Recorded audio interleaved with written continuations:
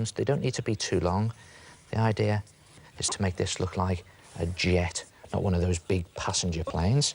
And then take that away and just join those two wings up like that, and then cut the wing out. And you can tidy it up when you cut it out so that it looks nice and straight and something like that. Then take a ruler and place the ruler along the line and just bend that wing up slightly on one side and up slightly on the other side like that. And then turn it over. Bring your box back in and place the wing on the top so that the wings slope down slightly at the side of the box. And that's your basic wing and body structure for your plane. For the nose, take a paper or a plastic cup and put that on the front. And for the jets at the back, how's about cutting a Luro tube in half and placing those on the back? And for the tail, you could always cut out a triangular piece of cardboard box card, nice and strong, and slot that between the two at the back. And then tape the whole thing in place, and you'll have something that looks like that. Look at that. Now, the key to this is take your time. Make it nice and strong. Use lots of strong tape or good strong glue and do it as neatly as you can. So that's the basic structure of your plane. But to turn it into a fantasy fighter, you need these things, rubbish tubes. So you can get cardboard tubes, plastic tubes, and the idea is to stick these all over the length of your plane.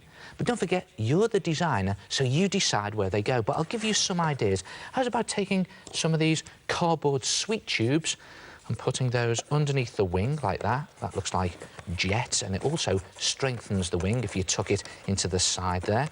And then you could also take some of these cardboard Luro tubes, split them down the middle like that, and just place them all over the body of your plane, and it'll make it look really modern and high-tech, because these do look like extra fuel tanks and extra jets. The more the merrier. And I think I'll put another jet down the top there, and then you could turn it over and put some little fuel tanks or jets on the wing. And see what I'm using here? Old ballpoint pens. You know me, I don't ever throw anything away. Put another one on the other wing like that. And the more bits of rubbish that you put on, the better. Just a case of testing things to see if they look good. That looks good. Another bottle top there. And I've cut this bit from an old egg box, and I'll just put that on there, and that can be the cockpit of my plane. And around the back here, I've cut another little wing, and I'm just going to stick that under the jets for the back bit. Now, you can see what I've done here. I've stuck this all together using little bits of tape, but you should use lots of tape or good strong glue and do it as neat as you can.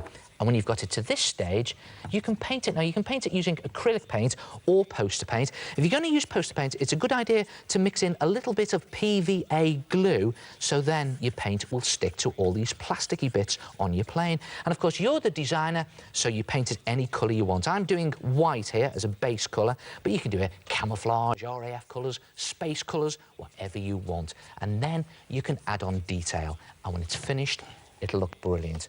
And here's mine.